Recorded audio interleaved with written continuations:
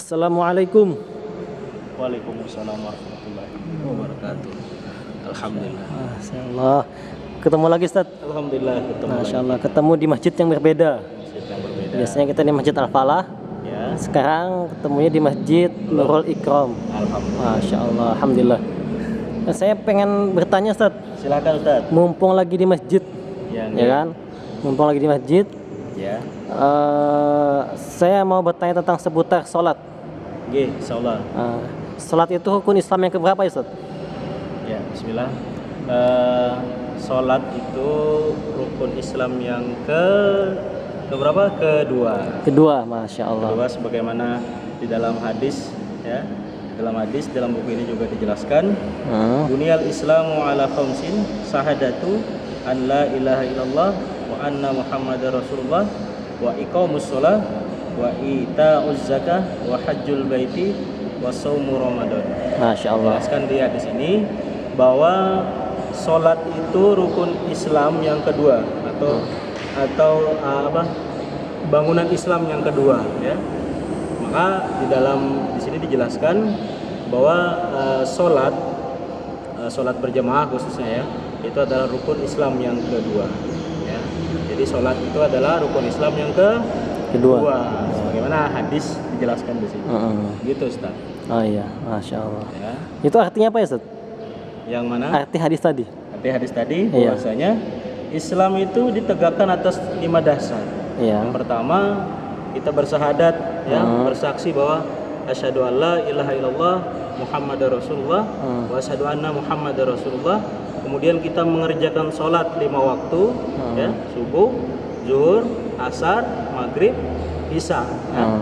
Itu yang kedua tadi sholat ya kan. Kemudian yang ketiga adalah membayar zakat atau menunaikan zakat. Iya. Khususnya zakat Ramadan, zakat fitrah ya. Zakat fitrah itu wajib untuk kita semua. Kemudian pergi berhaji ya. Pergi mengerjakan haji di Mekah ya, di Ka'bah. Kemudian berpuasa Ramadan. Nah, ini dari hadis ini kita mendapatkan bahwa Islam itu ditegakkan dengan 5 dasar ini. Itu yang disebut dengan rukun Islam. Masya Allah. Gitu Ustaz. Barakallahu fikum Ustaz. Wafikum barakallah. Saya juga pernah mendengar nih tentang salat ya. Katanya sih salat adalah amalan yang paling pertama dihisab di yaumul qiyamah. Betul sekali Ustaz. Gimana penjelasannya Ustaz? Betul sekali. Dijelaskan di dalam hadis di sini juga dijelaskan. Inna awwala ma yuhasabu bihi 'abdu yaumal qiyamati min 'amalihi salatuhu fa in soluhat faqad aflaha wa anjaha wa in fasadat faqad khaba wa khasira. Artinya adalah sesungguhnya amalan seorang hamba itu yang akan pertama kali dihisab di akhirat itu adalah sholatnya bagaimana ya. Apabila sholatnya baik maka dia akan berbahagia dan beruntung. Namun apabila jika tidak maka dia akan kecewa dan merugi. Nah, jelas di hadis ini dijelaskan bahwasanya sholat itu adalah amalan yang akan dihisab. Seperti mana penjelasan para ulama, kalau sholatnya bagus maka amalan yang lain akan diperhitungkan juga. Namun apabila sholatnya bolong-bolong bahkan tidak mengerjakan sholat, dia akan mendapatkan kerugian yang besar. Artinya berdosa ya, berdosa yang kemudian Allah tidak akan ridhoi kita untuk masuk surga. Masya Allah. Gitu Ustaz. Nah Ustaz, Masya Allah. Barakallahu fik. Jadi kita bisa simpulkan dari hadis ini bahwasanya sholat itu adalah amalan yang paling utama bagi seorang muslim. Bahkan kalau seseorang muslim itu dia tidak mengerjakan sholat, bisa jadi dia dikatakan kafir dalam arti dia mendapatkan dosa yang besar. Ya.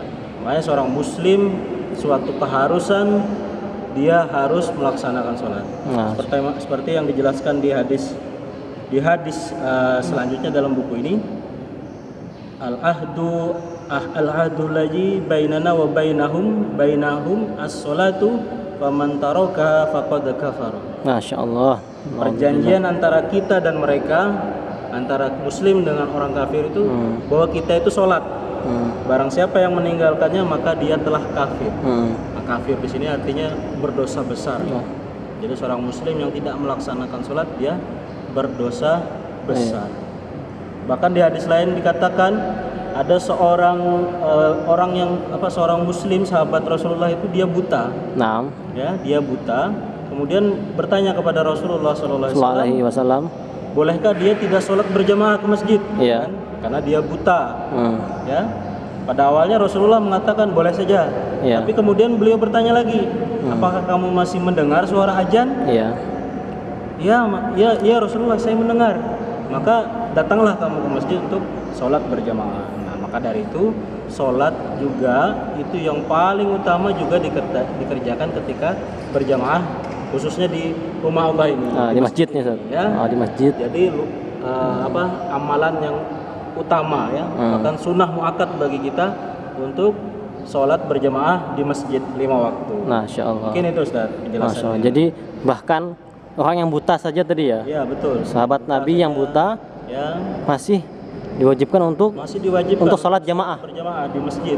Jadi untuk laki-laki, ya kan? Jadi laki-laki itu diwajibkan untuk sholat di jamaah, sholat berjamaah di masjid. Masya Allah. Barakallahu fikum Ustaz. Nah jadi itu, ya kan? Terus dijelaskan juga di sini, baina rojuli wa baina syirki wal kufri tarkus sholati. Batas antara seorang dengan kesyirikan dan kekafiran adalah meninggalkan sholat. Masya Allah. Jadi kita kalau mau diakui sebagai seorang muslim, mau tidak mau harus sholat. Karena kalau kita tidak sholat, maka apa bedanya kita dengan orang musyrik, dengan orang kafir, ya kan? Iya.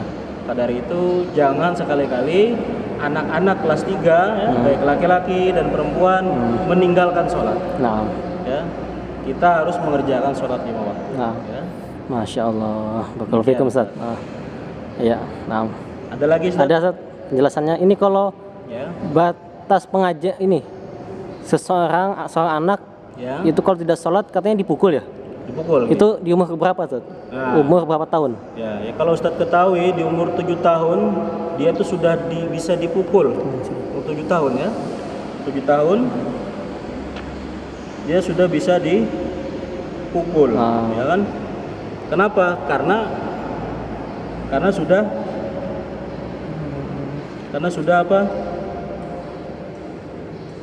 Menjadi kewajiban dia untuk sholat gitu. Ya. Nah, ini dijelaskan di hadis ini ya. Muru auladakum bis sholati wa hum abna'u sab'i sinina wadribuhum 'alaiha wa hum abna'u asyri sinina. Perintahkanlah anak-anak kalian untuk sholat pada umur 7 tahun dan pukullah mereka jika tidak mau sholat pada umur 10 tahun. Jadi umur 7 tahun tuh umur SD kelas 1 lah. Nah kalau kelas 3 kan sholat sudah umur 10 tahun ya kan. Maka kalau dia tidak mengerjakan sholat, jangan salahkan orang tuanya kalau dia bisa jadi dipukul. Karena ada anjuran juga di sini. Karena saking utamanya sholat ini, maka tidak mengapa seorang anak itu dipukul. Dalam arti dipukul dalam mengajarkan dia untuk sholat. Jadi anak-anak kelas 3 jangan sampai orang tuanya ya karena kalian mungkin tidak mau mengerjakan dipukul oleh orang tuanya ya. Jangan salahkan orang tuanya. Justru nanti Ustadz akan mendukung orang tuanya karena kalian harus mengerjakan sholat. Demikian. Masya Allah. Jadi tadi kan Ustadz bilang 7 tahun dipukul ya. Jadi yang benar 10 ya? Oh iya 10 tahun. Jadi 7 tahun itu diperingatkan.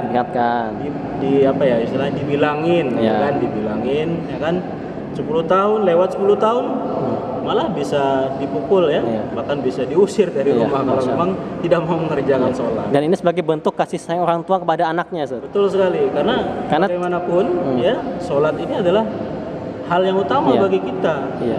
Jadi lebih baik dipukul di dunia ketimbang nanti di akhirat disiksa di api neraka. Jelas, karena bagaimanapun pukulan yang kita terima di dunia ini tidak ada apa-apanya dengan siksa neraka ya. Jadi lebih baik kita diperingatkan di dunia daripada kita merugi dan menderita di akhirat. Barakallahu fikum Ustaz. Alhamdulillah penjelasan sangat mantap. Mudah-mudahan manfaat Ustaz. Masya Allah. Sudah, alhamdulillah Ustaz. Saya main pulang dulu. Dapat ilmu banyak nih. Alhamdulillah. Barakallahu fikum Ustaz. Alhamdulillah. Assalamualaikum. Waalaikumsalam warahmatullahi wabarakatuh.